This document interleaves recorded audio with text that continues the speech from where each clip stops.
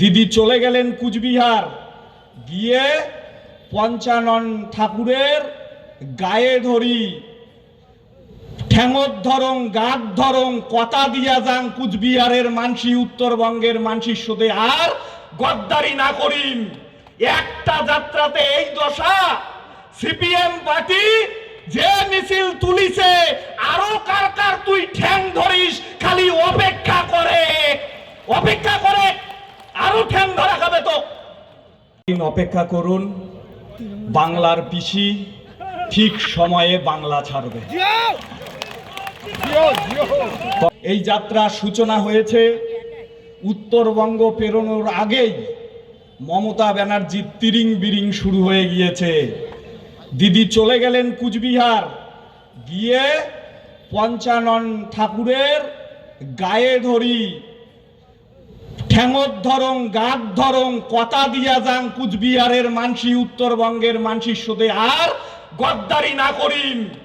একটা যাত্রাতে এই দশা, সিপিএম পার্টি যে মিছিল তুলিছে, আরো কার কার তুই ঠ্যাং ধরিস, খালি অপেক্ষা করে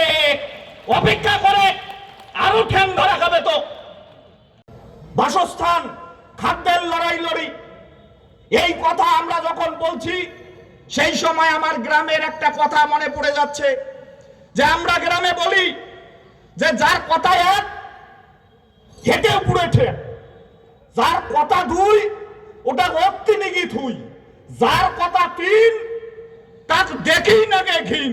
এই বিজেপির কথা তিন ঢকের, আমার এতে আসিয়া কয় এক ঢকের, কয় ভোট আসিলে কয় হিন্দু একটি হও, দিল্লি যায় যায়া ওটা কোনা ভাগ করে, উসিয়া নিসিয়া দলিত উচ্চ বংশ, নাগপুর যায় দাঙ্গা লাগে দেয়।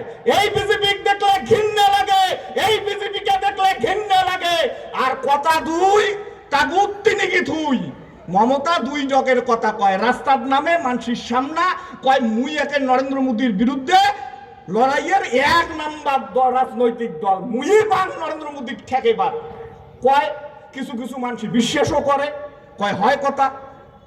মমতা এবার মোদী ঠান্ডা করিবে, পার্লামেন্টত যাইয়া যতলা জনবিরোধী বিল আইছে উই সমর্থন করে, আর না হয় উয়ার এমপিলে ভোটেই না দেয়।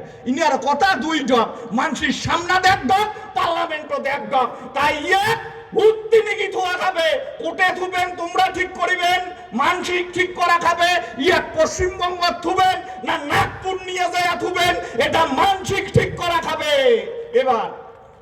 আর